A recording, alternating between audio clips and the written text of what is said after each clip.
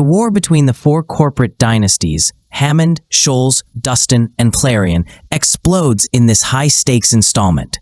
After Marcus Schols leaks confidential files about Victor Hammond's alleged market manipulation, Victor allies with Richard Dustin to retaliate. However, Catherine Clarion, the master strategist, orchestrates a covert cyber attack to steal Schols Cybersecurity's revolutionary Atlas Metaverse source code, positioning herself to destroy them all. Conglomerate Wars, Part 4, The Reckoning, Chapter 1, Aftermath.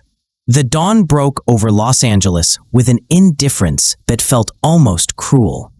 Victor Hammond stood at the floor-to-ceiling windows of his Bel Air estate, watching the city slowly illuminate beneath the smog-filtered sunrise. His reflection in the glass showed a man who had aged a decade in the 72 hours since the Senate hearing that had nearly destroyed everything he built. His phone vibrated for the 100th time that morning. He didn't need to check it to know what the messages said. The Hammond Media Network's stock had plummeted 18% in after-hours trading. 3 major advertisers had pulled their contracts. The FCC had opened a formal investigation into HMN's broadcasting practices, prompted by revelations from the hearing about undisclosed financial ties between Hammond's cryptocurrency ventures and his media properties. "You need to eat something," Cassandra's voice came from behind him, soft but firm. Victor didn't turn. "What I need is to find out who leaked those documents to the Senate committee." "We both know who it was." Cassandra moved beside him, her silk robe whispering against the marble floor. Even in crisis, she maintained her composure, though Victor could see the tension in the set of her shoulders. "The question is whether we can prove it." Marcus Schols. Victor's voice carried the weight of betrayal. "My goddamn former business partner. The man I trusted with my daughters." He stopped himself, but Cassandra finished the thought. "The man you trusted with Elena's heart, and now she's in San Francisco, presumably still with him, while we're here watching everything crumble." Victor finally turned to face his wife. "Elena made her choice. Marcus made his. Now I'll make mine. Victor, before you do something rash." His laugh was bitter. "Marcus leaked confidential information to federal authorities. He's actively working to destroy us. The time for measured responses is over." Cassandra's eyes flashed. "And what about our daughter? She loves him, or have you forgotten that in your quest for revenge? Elena is young. She'll recover." But even as he said it, Victor knew it was a lie. He'd seen the way Elena looked at Marcus Schols, the same way Cassandra had once looked at him, before years of corporate warfare and moral compromises had weathered their marriage into something more strategic than romantic. His phone rang. Not a text this time. Victor glanced at the screen. Richard Dustin. "I need to take this," he said, walking toward his study.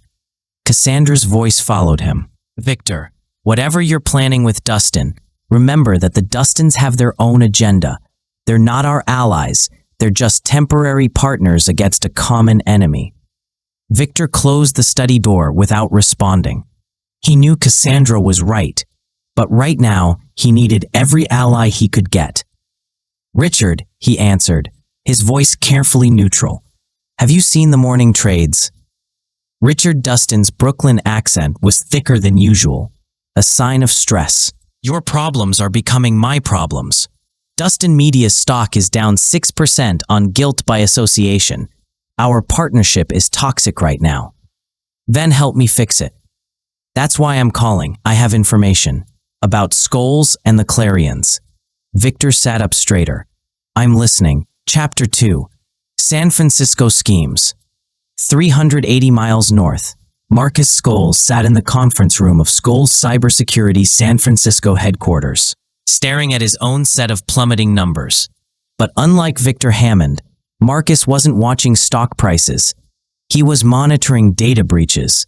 "Talk to me, Chen." Marcus addressed his chief technology officer without looking up from the holographic display floating above the conference table. "Dr. Lisa Chen, a sharp-featured woman in her 40s who'd helped Marcus build SCS from a garage startup to a cybersecurity empire, manipulated the display with swift gestures.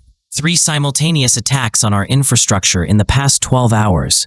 Sophisticated, coordinated, and definitely not random. Source. That's the interesting part. The digital signatures suggest multiple origins, but the architecture of the attacks is consistent. Someone hired different hacking groups to attack us simultaneously, making it harder to trace back to a single source. Marcus leaned back in his chair. Victor Hammond. That would be my guess, Chen confirmed, though proving it is another matter. Whoever orchestrated this knew exactly how to cover their tracks. These aren't amateur hour attacks. We're talking state-level sophistication, which Victor could afford. Marcus rubbed his temples, feeling the beginnings of a headache. He hadn't slept more than 4 hours in the past 3 days. Can we hold, for now? But Marcus, if these attacks escalate, and I think they will, we're going to have to divert resources from the Metaverse project. The Atlas launch is 3 months away. Any delays and we lose our competitive edge to Meta and the other players. Atlas, the crown jewel of Schols Cybersecurity's expansion into the Metaverse. 2 years of development, billions in investment, and the promise to revolutionize virtual reality commerce and social interaction. It was Marcus's answer to Facebook's pivot, his bid to become not just a player in the new digital frontier, but its primary architect. And it was all in jeopardy because he'd fallen in love with Victor Hammond's daughter. No, Marcus said firmly. We don't delay Atlas. Double the security team. Bring in contractors if you have to. I want the conference room door opened without warning. Elena Hammond stood in the doorway, and despite everything, Marcus felt his breath catch. She wore a simple black dress that managed to be both elegant and defiant, her dark hair pulled back to reveal the face that had been haunting his dreams for months. But it was her eyes that held him, red-rimmed from crying, but filled with a determination he recognized from her father. We need to talk, Elena said, now. Chen glanced between them, read the room with the perception that made her invaluable, and smoothly exited. I'll start on the security protocols. When they were alone, Elena closed the door and leaned against it. My father thinks you leaked those documents to the Senate committee. I know. Did you? Marcus met her gaze steadily. Yes. Elena closed her eyes briefly, and Marcus saw the war playing out across her features. Jesus, Marcus, do you understand what you've done? He'll never forgive you. He'll never accept us now. There was never going to be acceptance, Elena. Your father was using HMN to manipulate cryptocurrency markets. He was running pump and dump schemes that cost ordinary investors millions, while Hammond Media Network promoted those same coins without disclosure. That's not just unethical, it's criminal. So you decided to destroy him, Elena's voice rose. You decided to play judge and jury with my family? I decided to follow the law. Marcus stood, his own frustration finally breaking through this careful control. Elena, I love you. God help me. I love you more than I thought I could love anyone. But I can't look away from fraud just because the person committing it is your father. Then maybe you should have thought about that before you got involved with me. Tears were streaming down Elena's face now. You knew who my father was. You knew what you were getting into. I knew he was ruthless. I knew he bent rules. But I didn't know the extent of it until I started investigating the attacks on our systems 6 months ago. Elena, do you know what I found? Your father wasn't just manipulating markets. He was using SCS client data to do it. Data he only had access to because of our former partnership. He betrayed me first. Elena shook her head. I need time to process this. We don't have time. Your father is coming after me. After us. With everything he has. And he's not alone. The Dustins are backing him. Richard Dustin, but you said the Dustins were neutral. Not anymore. Marcus pulled up his phone, showed her the intelligence report his security team had compiled overnight. Richard Dustin met with your father yesterday. This morning, Dustin Media ran 3 separate hit pieces on SCS, questioning our data security practices and raising concerns about Atlas's privacy protections. It's coordinated, Elena. They're forming an alliance against me. Elena read the report, her face pale. And where does that leave us? Before Marcus could answer, his phone erupted with urgent notifications. Chen's face appeared on the screen. Marcus, we have a situation. The attacks just escalated. They're not just hitting our security infrastructure anymore. They're going after Atlas itself. Someone is trying to steal the source code. Chapter 3, New York Moves. Across the country in Manhattan, Catherine Clarion sat in her corner office at Clarion Tower, watching the digital chess game unfold across multiple screens with the satisfaction of a grandmaster seeing her strategy come together. The attacks on Schols Cybersecurity are proceeding as planned? She asked without turning from the screens. Her brother, Jonathan Clarion, answered from the leather sofa where he'd been reviewing contracts. According to our contacts, yes, Schols has been forced to divert resources from Atlas development to defend his infrastructure. The launch will be delayed by at least 6 weeks, maybe more. Good. And the Dustin situation. Richard Dustin is fully committed. His partnership with Hammond gives them combined media reach across both coasts. They're preparing a full assault on Schols' reputation and business interests. Now Catherine did turn, and the smile on her face was sharp enough to cut glass. Perfect.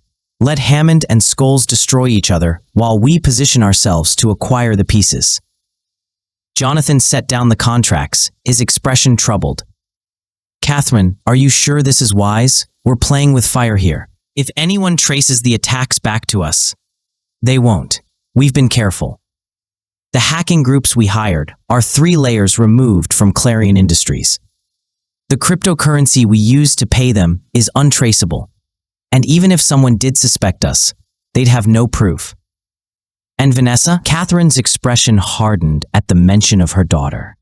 Vanessa Clarion, her brilliant, idealistic, frustratingly independent daughter, who seemed determined to reject everything the Clarion family represented. What about her? She's been seen with Michael Dustin multiple times. There are photos, lunch at Balthazar, a gallery opening in Chelsea, coffee in Washington Square Park. The gossip blogs are starting to notice.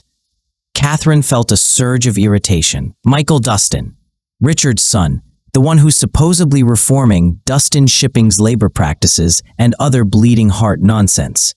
The same. And from what I hear, Vanessa is quite taken with him. It's a distraction. She'll get over it.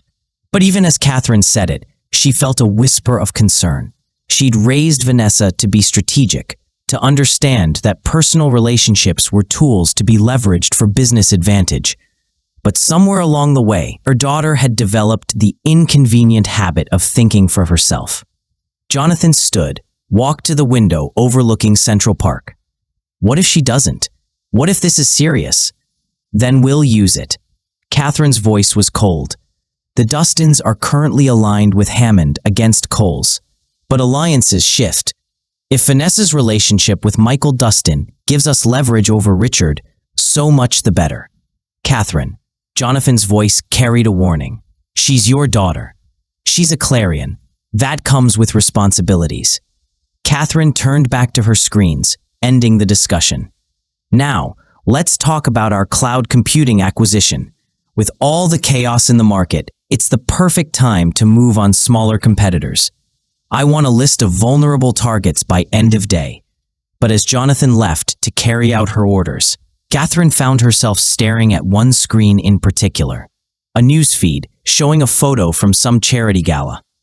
Vanessa, luminous in a green gown that matched her eyes, laughing at something the young man beside her had said.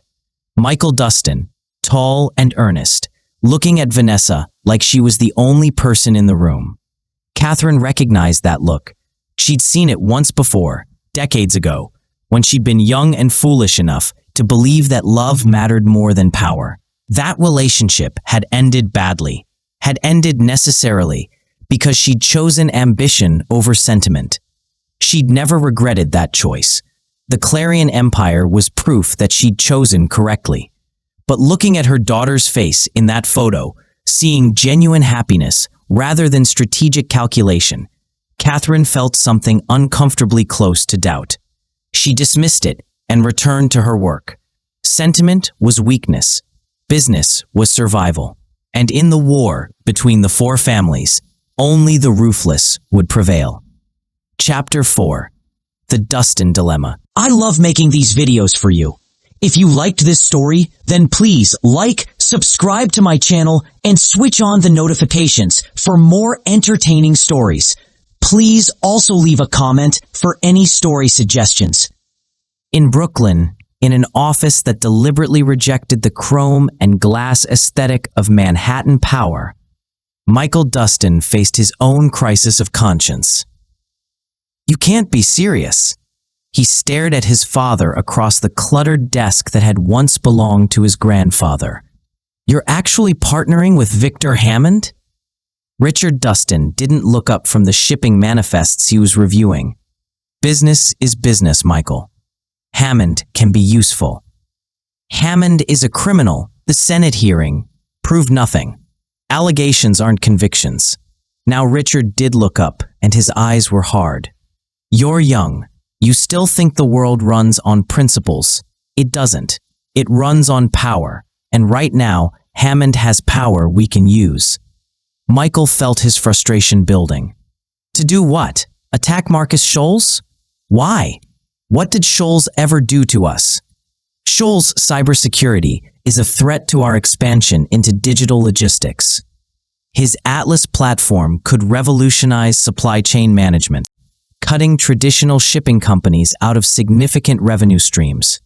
If we don't position ourselves correctly now, we'll be obsolete in 5 years. So we destroy him? That's the answer? We protect ourselves. We survive. That's what the Dustin family has always done. Richard stood, his bulk making the office feel smaller. You want to reform our labor practices? Modernize our fleet? Make us more ethical? Fine. I've given you room to do that because some of it makes good business sense. But don't confuse the latitude I've given you with actual power. This company is still mine, and I'll do whatever it takes to keep it strong. Even if it means compromising our integrity? Integrity doesn't pay wages, son. Integrity doesn't keep 3,000 dock workers employed. You want to be noble? Go teach philosophy. You want to run a business? Learn to make hard choices. Michael turned away, looking at the photos on the wall. 3 generations of Dustins, all men who'd built their fortunes through toughness and calculation. Was his father right? Was Michael's idealism just naivety dressed up in moral language? His phone vibrated. A text from Vanessa. Can we meet? Need to talk. Looking at those words, Michael felt the familiar conflict that had plagued him since he'd met Vanessa Clarion 3 months ago. She was everything he shouldn't want, the daughter of his family's rival, a woman raised in the same ruthless tradition that Michael was trying to reform. But she was also brilliant, funny, and surprisingly vulnerable once you got past her defenses. They'd met at a maritime law conference. She'd been there representing Clarion's cloud computing interests in shipping data management. He'd been presenting his paper on modernizing labor practices in the shipping industry. They'd argued during the Q&A session, continued arguing over drinks afterward. And somehow, the argument had turned into the most interesting conversation Michael had had in years. They'd been seeing each other secretly ever since, both knowing that their families would view the relationship as either a liability or an asset, never simply as what it was. I need to go, Michael said, grabbing his jacket. Richard's voice stopped him at the door. Michael, whatever you're doing, whoever you're seeing, be smart about it. These are dangerous times. The wrong alliance could destroy us. Michael left without answering. As he hailed a cab to take him to the coffee shop where he was meeting Vanessa, he wondered if his father knew. Richard Dustin hadn't survived 40 years in business by being unobservant. If he knew about Vanessa and was letting it continue, That meant he was either planning to use it somehow or waiting to see if Michael would come to his senses. Neither option was comforting. Chapter 5: Secrets and Surveillance. Vanessa was already at the coffee shop when Michael arrived, seated in a back corner booth with a perfect untouched latte going cold in front of her. She looked like she hadn't slept, and when Michael slid into the booth across from her, she didn't waste time on pleasantries. "My mother is behind the attacks on Schols Cybersecurity." Michael felt the world tilt. "What?" "I found encrypted files on her private server. I wasn't supposed to be accessing it, but..." Vanessa's voice was strained. "I had my suspicions. She's been too pleased with herself lately, too confident. So I looked and I found payment records to 3 different hacking groups, all routed through cryptocurrency wallets that can't be traced back to Clarion Industries, but that I know are hers. Michael, she's coordinating the attacks. She's trying to steal the Atlas source code." Michael's mind raced through the implications. If Marcus Schols finds out. If anyone finds out, it's corporate espionage, criminal charges, not just fines, actual prison time. Vanessa's hands were shaking. "My mother could go to jail. The company could be destroyed, and I'm the only one who knows." "Have you confronted her?" "No. I don't know what to do. She's my mother, Michael, but what she's doing is wrong. It's not just wrong, it's criminal. And your father is working with Hammond to attack Schols from another angle, which makes your family complicit in..." "Wait, what?" Michael felt his stomach drop. "How do you know about my father and Hammond?" Vanessa pulled out her phone, showed him photographs of Richard Dustin and Victor Hammond meeting at an upscale restaurant in Manhattan. The timestamps were from 2 days ago. "My mother has been monitoring all the players," Vanessa explained. "She has people watching Hammond, Schols, even your family. These photos were in the same encrypted files." Michael stared at the photos, feeling betrayed. His father had looked him in the eye that morning and defended the Hammond partnership, while clearly having been much more deeply involved than he'd admitted. "They're all playing each other," he said slowly. "My father, your mother, Hammond, they're all making moves against Schols while positioning themselves against each other. It's a 3-way war with Schols as the immediate target, but no real alliances." 4-way, Vanessa corrected. "Don't forget Schols himself. He's not a victim here. He leaked classified information to the Senate to damage Hammond. He's fighting back." They sat in silence for a moment, the weight of their family's schemes pressing down on them. "What do we do?" Michael finally asked. Vanessa looked up, and he saw determination replacing the fear in her eyes. "We make a choice. We're either part of this corrupt system, playing along with our parents' games, or we stand up and try to stop it." "Stand up how?" "I have evidence of my mother's crimes, real evidence. If we go public, anonymously, through the right channels, we could stop the attacks on Schols and expose my mother's role in corporate espionage. That would destroy your family." "I know. And your relationship with your mother. I know that too." Vanessa's voice breaks slightly. "But Michael, if we don't do something, where does it end? How many laws get broken? How many people get hurt?" "My mother raised me to value power above everything else, but somewhere along the way, I started to believe that some things matter more than power. Maybe I got that from you." Michael reached across the table, took her hand. "If we do this, there's no going back. Our families will see it as the ultimate betrayal. We'll be on our own." "Maybe that's not such a bad thing." Vanessa squeezed his hand. "Maybe it's time we stopped being the children of dynasties and started being ourselves."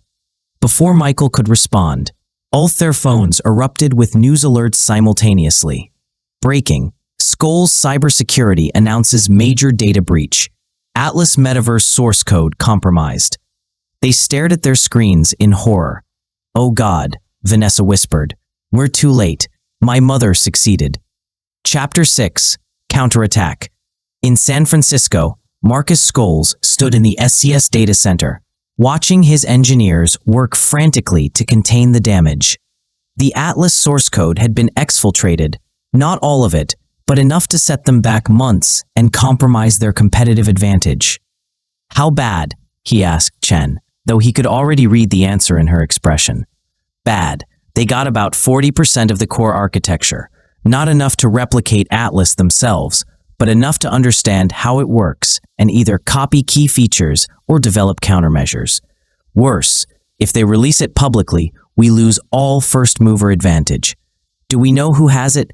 Chen pulled up a trace analysis. The breach came through one of the security holes created by the earlier attacks. Clever. They softened our defenses first, then went for the main target. We've traced the exfiltration to a server in Eastern Europe, but it's just a relay. The real destination is hidden behind layers of encryption and routing.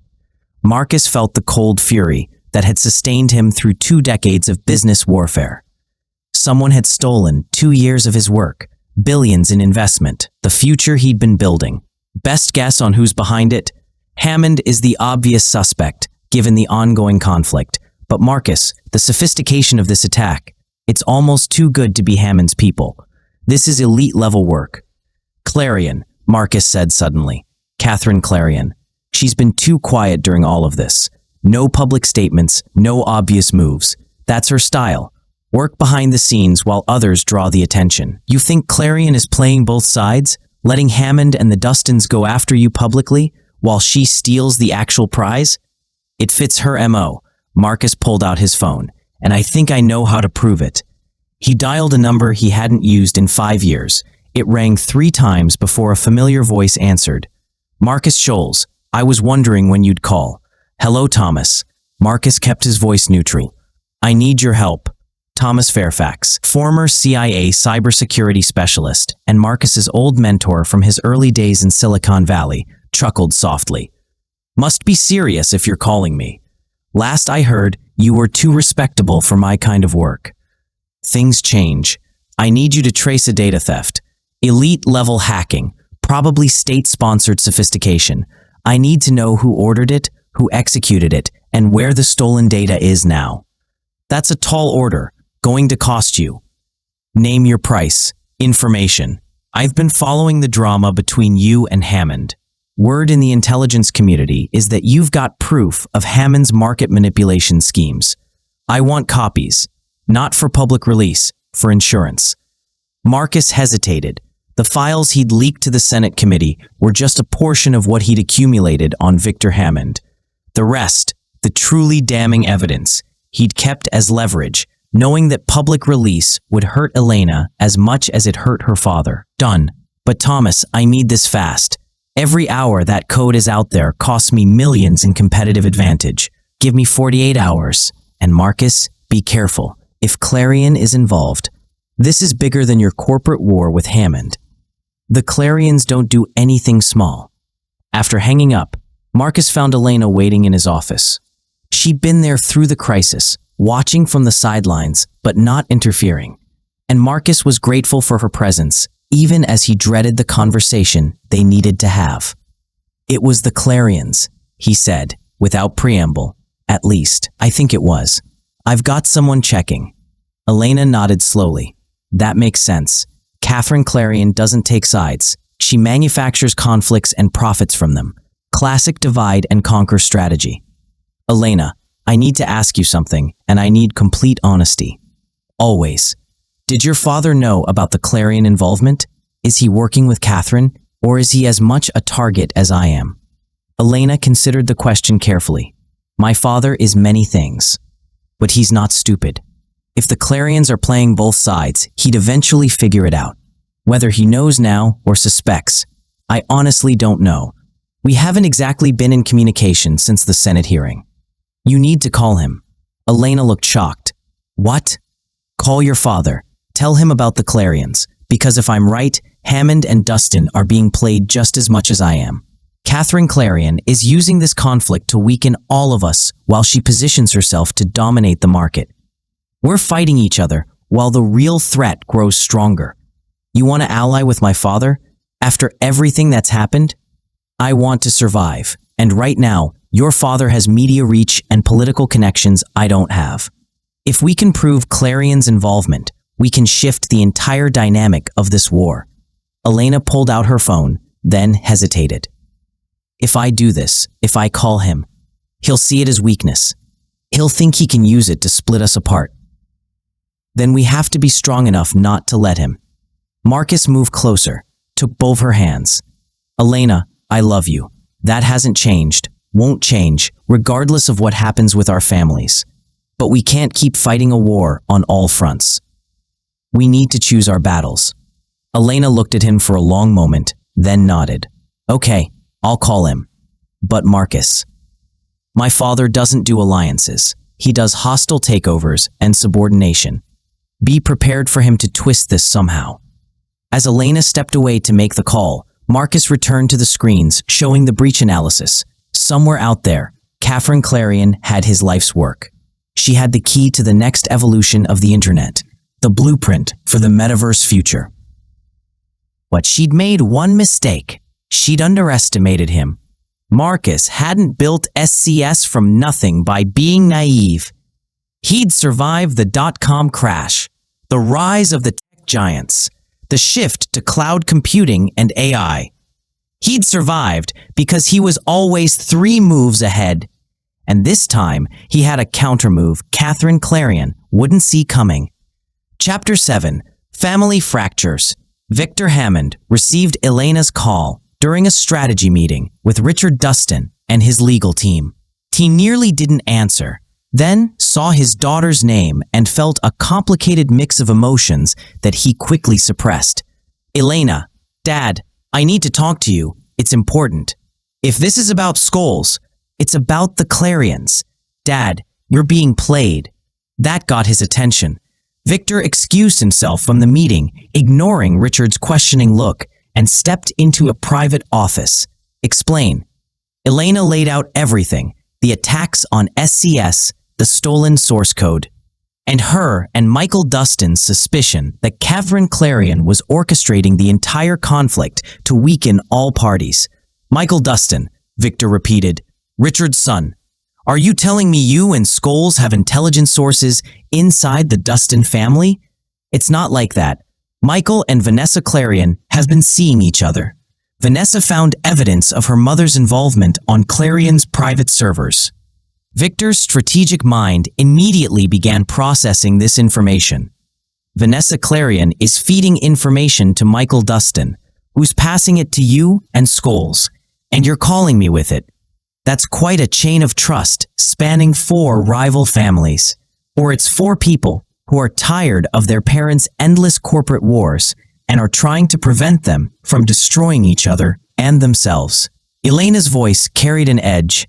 Not everything is about strategy, Dad. Sometimes it's about doing the right thing. The right thing? Victor laughed bitterly. Elena, do you know what the right thing gets you in business? Destroyed. Schols did the right thing by leaking confidential files to the Senate. And look where it got him. His company hacked, his life's work stolen, his competitors circling. He exposed your crimes, alleged crimes, unproven, and even if they were true, his moral grandstanding doesn't change the fact that he violated confidentiality agreements and leaked proprietary information. The right thing depends entirely on your perspective. That's sophistry and you know it. Elena's voice rose. Dad, for once in your life, can you look past your ego and see the bigger picture? If the Clarions are manipulating this conflict, they're targeting you too. Your fight with Marcus has weakened HMN's stock value and made you vulnerable. Catherine Clarion could be positioning for a hostile takeover of Hammond Media Network while you're too busy attacking Marcus to notice. Victor froze. He hadn't considered that angle. Too focused on his personal vendetta against Schols to think about other threats. But Elena was right. HMN's weakened position made it vulnerable, and Catherine Clarion had the capital and ruthlessness to exploit that vulnerability. What does Schols want? Victor asked carefully. A temporary truce. Share intelligence about Clarion's operations, counter her moves together, then go back to being competitors instead of mutual destroyers. He's using you to negotiate this, using his relationship with you to manipulate me into helping him. Maybe, or maybe he's sincere. Does it matter? The proposal makes strategic sense regardless of his motivations. Victor was silent for a moment, thinking. Elena was right, which irritated him. When had his daughter gotten so good at strategic thinking? Then again, she was his daughter. Of course she'd inherited his tactical mind. I'll consider it, he finally said. But Elena, I need to know, where do you stand in all this? With Schols or with your family? I stand with honesty and legality, Dad. I stand against fraud, manipulation, and corporate espionage, regardless of who's committing them. That includes you. That includes Marcus. And that definitely includes the Clarions. She hung up before Victor could respond. Victor stood there for a long moment, staring at his phone. His daughter had just lectured him on ethics and then hung up on him. Part of him was furious. Part of him was grudgingly impressed. He returned to the meeting room where Richard Dustin was waiting. Problem? Richard asked. Opportunity, Victor corrected. How much do you trust your son? Richard's expression became guarded. Why? Because I think our children are running their own operation, independent of our interests, and I think we need to decide whether to shut it down or use it. Chapter 8, The Clarion Gambit. Catherine Clarion stood in her private server room, a facility known only to her and her most trusted security chief, watching data stream across multiple screens. The Atlas source code was being analyzed by her best engineers, broken down and reverse-engineered to understand its revolutionary architecture. How long until we can deploy our own version? She asked. Her chief technology officer, a brilliant former NSA cryptographer named David Park, considered the question. 6 months if we want to do it right. 3 if we cut corners and accept higher risk of instability. 3 months. Catherine made the decision instantly. I want a functional Clarion metaverse platform, ready before Schols can recover from this breach. First mover advantage is everything in this market. Catherine, her brother's voice came from the doorway. She'd been expecting him. We need to talk. She dismissed Park and turned to face Jonathan. If this is about Vanessa, it's about everything. Jonathan closed the door behind him, ensuring privacy. Do you realize what you've done? You've committed corporate espionage against one of the most powerful tech companies in America. If this comes out, it won't. I've been careful. Have you? Because Vanessa has been acting strange lately. Distracted, guilty, and she's been spending time with Michael Dustin. Catherine waved dismissively. Teenage rebellion. It will pass. She's 26, Catherine. She's not a teenager, and this isn't rebellion. I think she knows something. And if she's involved with Michael Dustin, that means there's a channel between our family and the Dustins that we don't control. For the first time, Catherine felt a whisper of concern. You think she'd betray the family? I think she's conflicted. You raised her to be ruthless, but you also raised her to be smart. Smart people eventually question their programming. Jonathan moved closer, his voice dropping. Catherine, I've stood by you for 20 years. I've helped you build this empire, made morally questionable decisions in the name of Clarion Industries. But there's a line, and I think you've crossed it. If this blows up in our faces, it won't, Catherine repeated, but her conviction was slightly shaken. Jonathan, we're on the verge of controlling the next evolution of the internet. Atlas's architecture is revolutionary. Once we deploy our version, we'll dominate metaverse commerce, virtual real estate, digital identity systems, everything. The company that controls the metaverse controls the future. This is worth the risk. And what about the present? What about the family we're supposed to be protecting? Catherine didn't answer.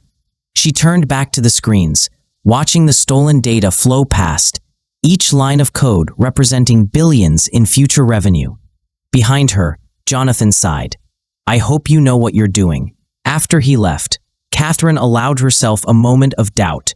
She thought about Vanessa, about the daughter she'd raised to be her successor, and who had instead become a moral question mark. She thought about the empire she built and the methods she'd used to build it. Then she pushed the doubt aside. Sentiment was weakness. Business was survival. And Catherine Clarion always survived. Chapter 9, The Young Alliance. in a small, secure apartment in Brooklyn that Michael had rented specifically for private meetings. 4 people sat around a table, united by their mutual frustration with their family's endless wars. Michael Dustin and Vanessa Clarion sat on one side. Across from them, Elena Hammond and, surprisingly, Thomas Schols, Marcus's younger brother and the CFO of Schols Cybersecurity. "Marcus doesn't know I'm here," Thomas said immediately, "and he'd probably kill me if he did. But when Elena reached out, explaining what you're trying to do, I couldn't ignore it." "Which is what, exactly?" Michael asked. "I mean, I know what Vanessa and I are trying to do, stop our parents from destroying each other and committing crimes in the process. But what's your goal?" Elena spoke carefully. "I want my father to face consequences for his illegal activities, but I don't want him destroyed. I want Marcus to succeed with Atlas, but not by becoming the same kind of ruthless operator my father is. I want both of them to compete fairly and legally." "Good luck with that," Vanessa said dryly. "Fair and legal aren't really concepts our parents understand." "That's why we're here," Thomas interjected, "because the next generation has to be better. If we keep perpetuating the same cycle of corporate warfare and moral compromise, what's the point? We just become our parents." Michael nodded. "Agreed. So let's talk strategy. Vanessa has evidence of Catherine Clarion's corporate espionage. Elena has evidence of Victor Hammond's market manipulation. We need to decide what to do with that information." "We go public," Vanessa said. "Anonymous leak to the SEC and FBI. Let the authorities handle it." "That destroys both our families," Elena pointed out. "Maybe they deserve to be destroyed." "And what about the thousands of employees who work for Hammond Media, Clarion Industries, Schols Cybersecurity, and Dustin Shipping?" Thomas challenged. "What about their livelihoods? You want to put them at risk to satisfy your moral clarity?" Vanessa looked stricken. I hadn't thought about that." "That's the problem with moral absolutes," Michael said quietly. "Reality is complicated. Our parents aren't comic book villains, even when they do villainous things. They're running businesses that employ real people and provide real services. Destroying them has consequences beyond just punishing their crimes." They sat in frustrated silence. Finally, Elena spoke. "What if we don't go public, but we use the evidence as leverage? Force our parents to back down from their conflicts, agree to compete ethically, and stop the destructive behavior." "Blackmail," Vanessa said. "We'd be blackmailing our own parents. We'd be giving them an option between changing their behavior and facing legal consequences," Elena corrected. "That's not blackmail. That's accountability." Thomas leaned forward. "It could work. If we present a united front, all 4 families' children standing together, our parents would have to take it seriously. They'd realize that the next generation isn't going to perpetuate their wars, or they'd see it as the ultimate betrayal and cut us off completely," Michael countered. "Disinherit us, exile us from the families, make us pariahs in business communities. Are we prepared for that?" The question hung in the air.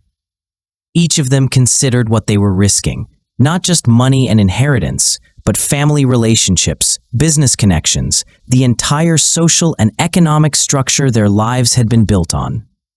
"I am," Elena said finally. "I've already lost my relationship with my father by being with Marcus. I have nothing left to lose by trying to make him be better." "I'm in," Vanessa agreed. "My mother raised me to value power, but she forgot to teach me what power is for. If I can't use it to make things better, what's the point of having it?" Michael looked at each of them, then nodded. "Okay, we do this. We confront our parents together, present the evidence, and demand change. And if they refuse?" He trailed off, unable to complete the thought. "As they refuse, we go public," Thomas finished grimly, "and deal with the consequences." They spent the next 3 hours planning, strategizing, and preparing for the confrontation that would either reform their families or destroy them. None of them noticed the small surveillance device hidden in the apartment's smoke detector, one of dozens that Catherine Clarion had had installed throughout New York City in locations her daughter frequented. In her office in Clarion Tower, Catherine listened to the entire conversation, her expression unreadable. When it was over, she made 3 phone calls. First, to Victor Hammond. "We need to meet, immediately. Your daughter is planning something."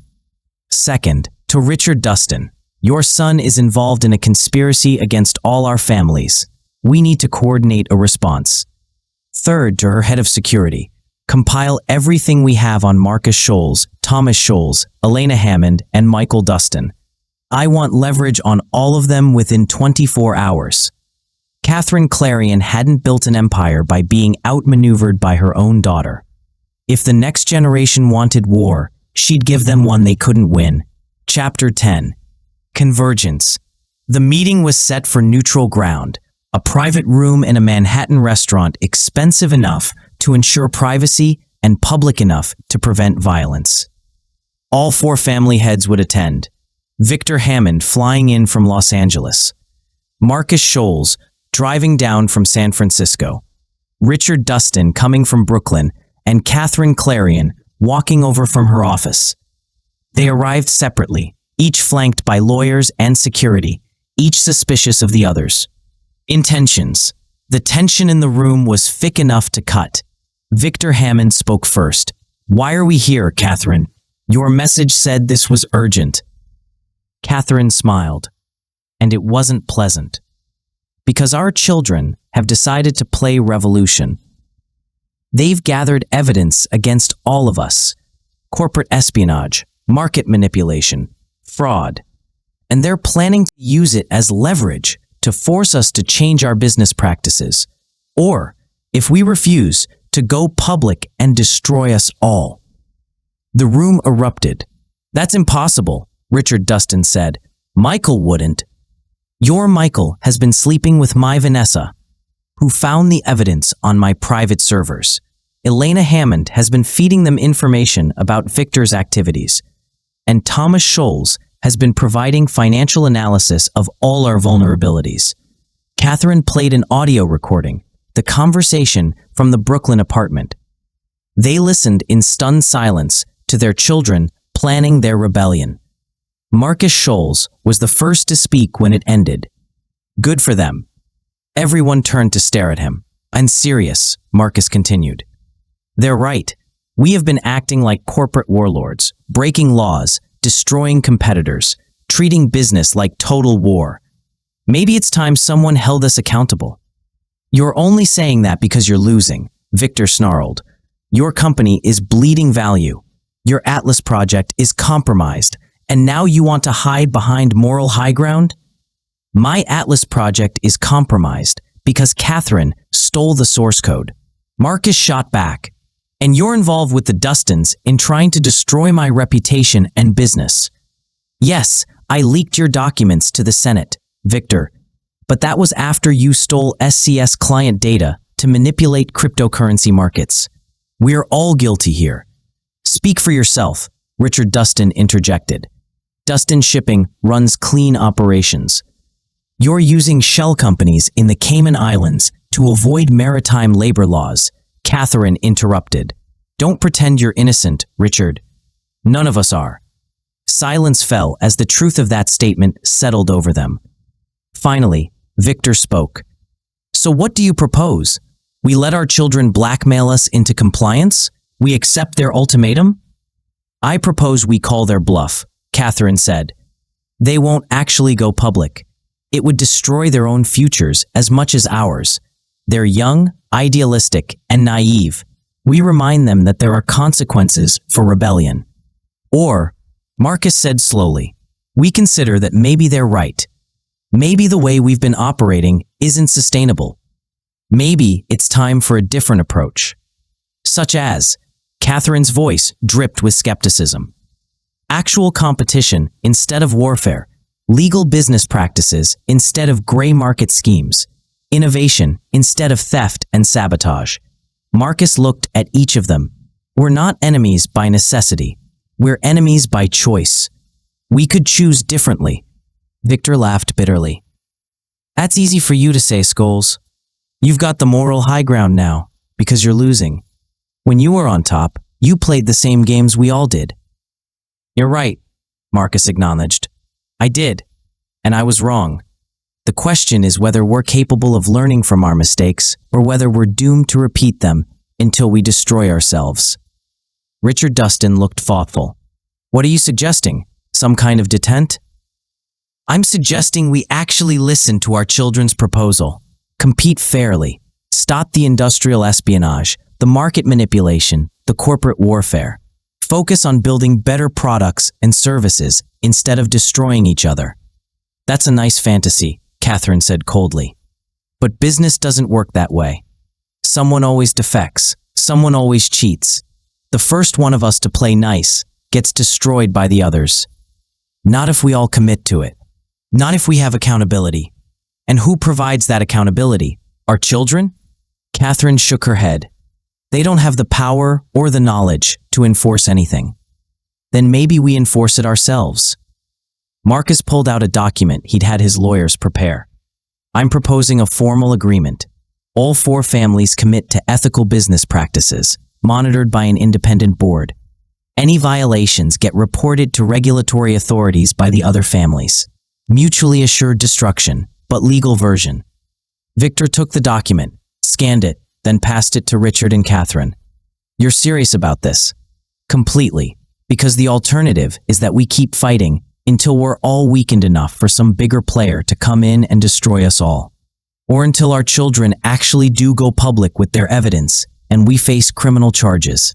This way, we survive, adapt, and maybe even set a better example for the next generation. Catherine read the proposal carefully. Her first instinct was to reject it outright. It went against every strategic principle she'd built her career on. But as she read, she realized Marcus was right about one thing.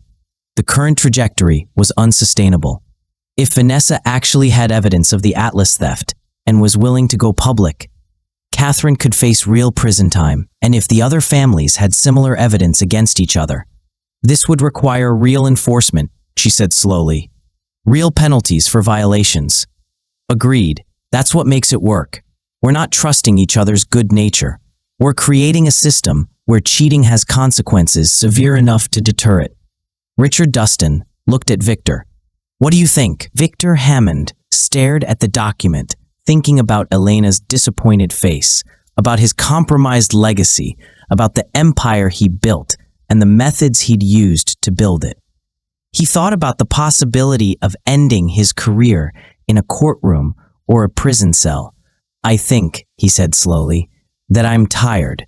I'm tired of looking over my shoulder, tired of the endless scheming, tired of having my daughter look at me like I'm a criminal. If there's a way forward that doesn't end in destruction, he looked up at Marcus, then maybe we take it.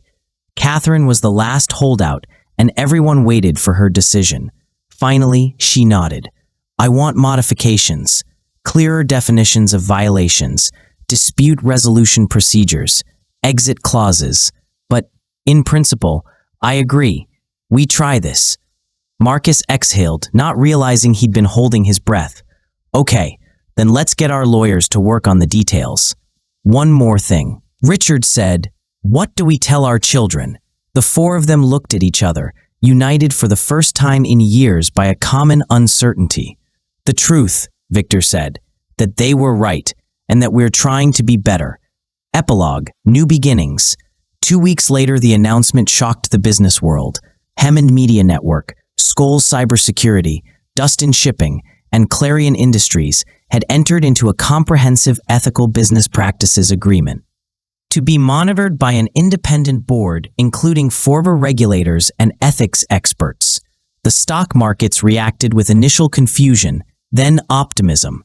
The company's values began to recover as investors realized that the cessation of corporate warfare meant resources could be redirected to actual innovation and growth.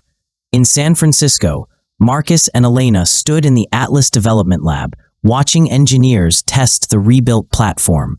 The stolen code had been a setback, but Marcus had implemented enough additional security features and innovations that Atlas still maintained competitive advantages. Did you ever think we'd get here? Elena asked, leaning against Marcus. Honestly, no.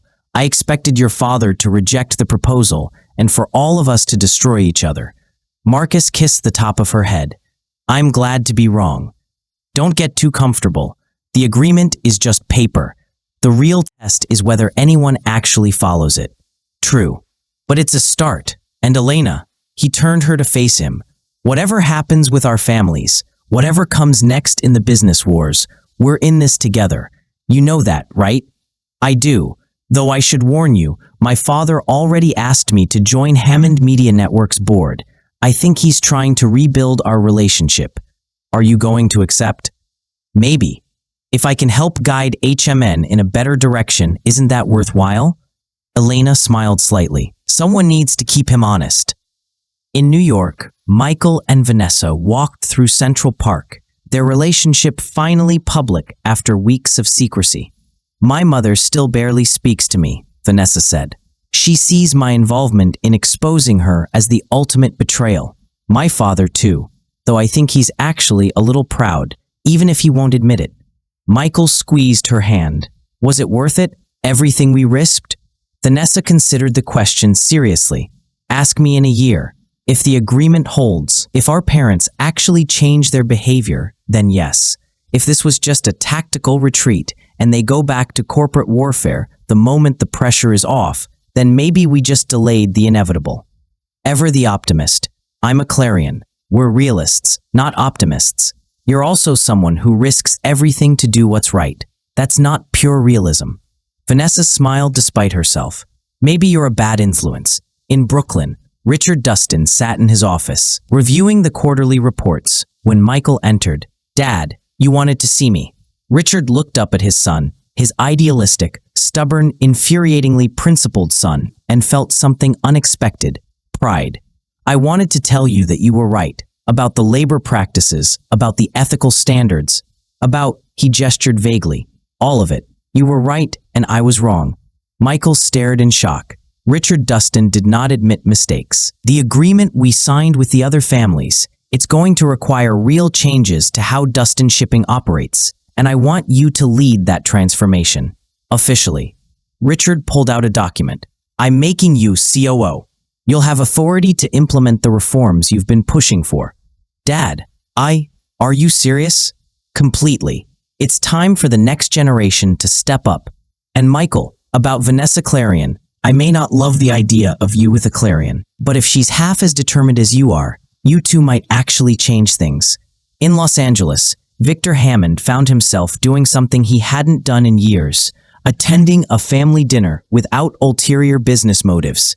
Cassandra had prepared his favorite meal, and Elena had flown in from San Francisco. They sat around the table in the Bel Air estate, and for the first time in months, the atmosphere wasn't poisoned by conflict and secrets. To new beginnings, Victor said, raising his glass, and to my daughter, who was brave enough to tell me I was wrong. To family, Elena countered, and to the possibility that business success and ethical behavior aren't mutually exclusive. They drank, and in that moment, Victor allowed himself to hope that maybe, just maybe, there was a path forward that didn't require destroying everyone around him. Later that night, after Elena had left and Cassandra had gone to bed, Victor stood again at the windows overlooking Los Angeles. The city glittered beneath him, full of possibility and danger, opportunity and threat. He thought about the agreement he'd signed, about the changes it would require, about the kind of leader he wanted to be going forward. He thought about Marcus Schols and the grudging respect he'd developed for a man he'd tried to destroy. He thought about Catherine Clarion and Richard Dustin and the fragile alliance they'd formed. Most of all, he thought about Elena and the choice he'd made to be a better father, even if it meant being a less worthless businessman. His phone buzzed with a news alert. Clarion Industries announces major investment in ethical AI development. Victor smiled slightly.